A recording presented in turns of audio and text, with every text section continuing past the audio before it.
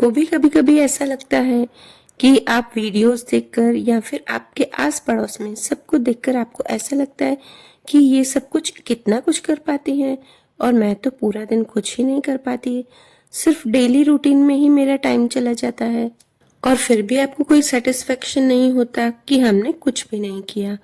पर उन लोगों के पास भी तो उतना ही टाइम रहता है, वही जो हमारे पास 24 घंटे होते हैं वही उनके पास रहते हैं, फिर भी वो सब कुछ कैसे मैनेज कर पाती हैं और हम नहीं कर पाते। तो इसके लिए आपको कोई टेंशन लेने की जरूरत नहीं है, क्योंकि आज हम यही सब बातें करने वाले हैं। सबसे पहले तो हम क्या क्या ऐसी गलतियां करते हैं जिससे कि हमारा टाइम कम पड़ जाता है या फिर हम वो चीजें नहीं कर पाते हैं जो हम सब कुछ करना चाहते हैं। तो इसके लिए सबसे पहला पॉइंट है कि कंपेयर करना।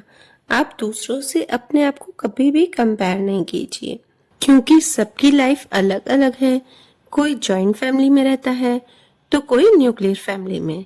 अगर आप जॉइंट फैमिली में रहते हो तो आपको सबके हिसाब से अपना टाइम मैनेजमेंट करना पड़ता है, और अगर आप न्यूक्लियर फैमिली में रहते हो तो आप अपने हिसाब से टाइम को मैनेज कर सकते हैं। बस आपको क्या करना है, थोड़ा सा अपना स्मार्टली वर्क करना है। जैसे कि वो कहावत है ना कि काल करे सो आज कर और आज करे सो अब।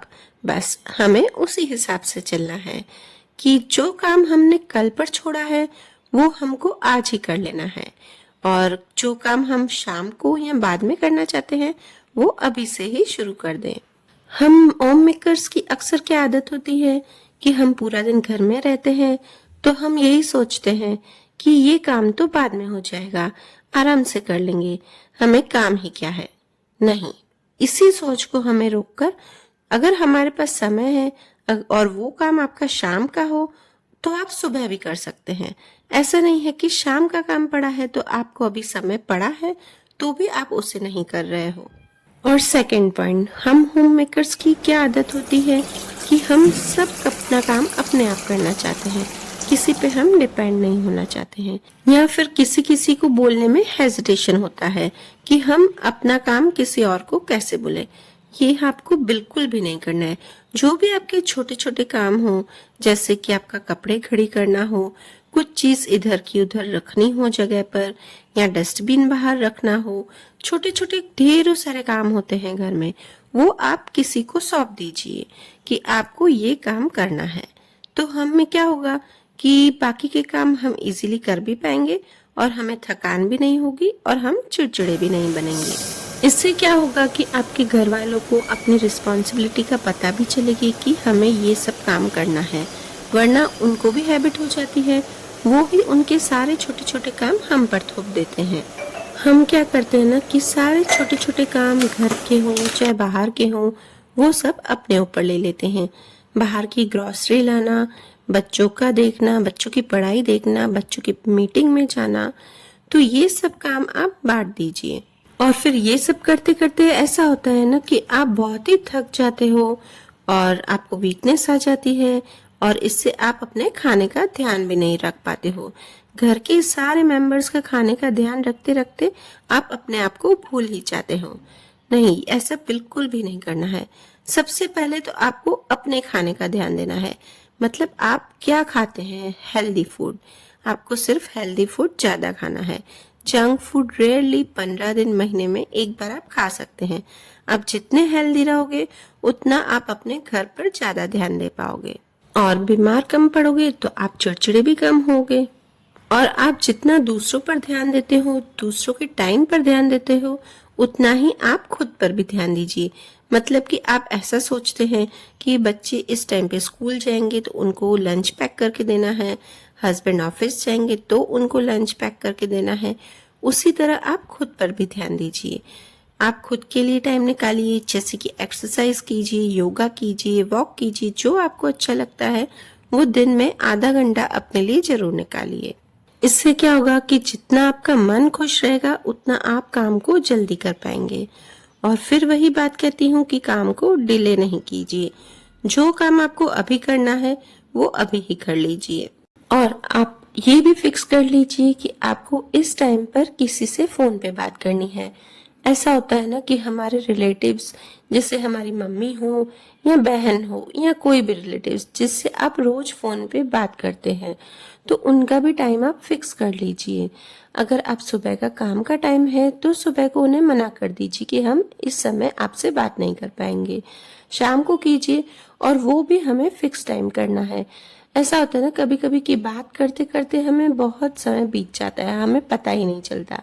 फिर इस वजह से भी हमारे जो काम होते हैं वो सब रह जाते हैं। या फिर आप अपना समय सोशल मीडिया पे बिताते हो या फिर टीवी देखते हो, तो उस समय भी आपको अपना टाइम फिक्स करना है।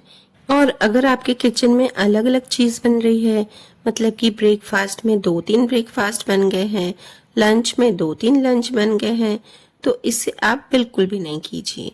सबका एक ही चीज का बनाइए। ऐसा नहीं कि कोई कुछ और खा रहा है, कोई कुछ और खा रहा है। सबकी आप फरमाइशें पूरी कर रहे हो। सबसे पूछ कर और उनका एक ही डिसीजन लेके उसके बाद आप वो एक चीज बनाइए। अगर ब्रेकफास्ट में बन रही है तो एक चीज बनेगी, लंच में बन रही है तो एक चीज बनेगी। इससे आपका काम बहुत ही आसान हो जाएगा। मैं कई बार देखती हूँ कि कई महिलाएं ऐसी होती है जो सुबह उठती भी 5 बजे से है और वो किचन में 5 बजे से खड़ी रहकर दिन के 11-12 बजे तक वहीं पर ही रहती है।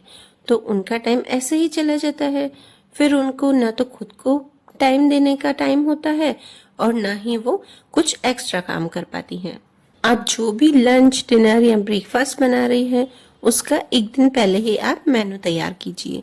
वो सब आप लिख दीजिए, और हो सके तो आप ये सब वीकली भी कर सकते हैं।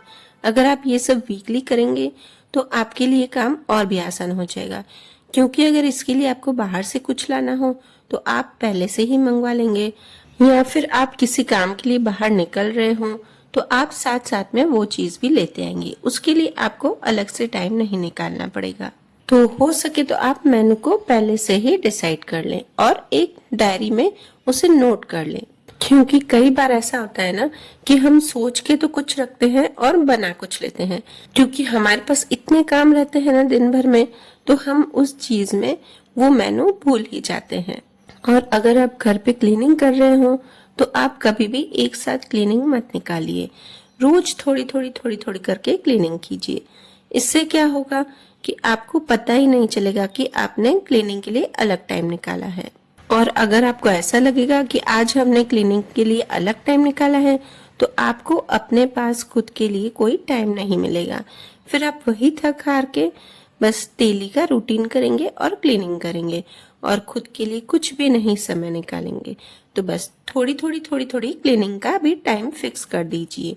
अगर आपको सुबह करनी हो तो सुबह आधा घंटा या 1 घंटा उस टाइम को मैनेज कर लीजिए। और मैं अगले वीडियो में आपको ये भी बताऊंगी कि मैं खुद का टाइम कैसे मैनेज करती हूँ। मेरे 3 बच्चे हैं, उसके बावजूद में मैं घर का खाना, नाश्ता सब कुछ करती हूँ और उसके बाद साइड बाय साइड एक्स्ट्रा काम भी करती हूँ और खुद के लिए भी समय जरूर निकालती हूँ। तो इससे मेरा दिन भी प्रोडक्टिव रहता है और मैं खुश भी रहती हूँ। जैसे कि आज सुबह उठ के सबसे पहले तो मैंने योगा किया और आज मैं उठी हूँ सुबह को 4 बजे। और हाँ, आप जितने बजे भी काम आपका हो उससे थोड़ा सा जल्दी उठिए। अगर आप सोचते हो कि मेरा काम नहीं हो पाता है टाइम पे, तो आप आधा घंटा पहले उठ जाइए। जैसे कि आज मैं सुबह को उठी हूँ 4 बजे, तो मैंने उठ के पहले तो अपने लिए टाइम दिया, योगा एक्सरसाइज की, उसके बाद अपने चिया सीड्स भिगोए और उसके बाद मैंने बच्चों का लंच बनाया। और बच्चों के लंच की जो रेसिपी है, इंस्टेंट डोसा बनाया है मैंने, सूजी डोसा। तो उसकी मैंने जो इंग्रेडिएंट्स हैं वो ऊपर आपको मेंशन कर दिए हैं। और अब देखिए आप मेरी क्लीनिंग का तरीका।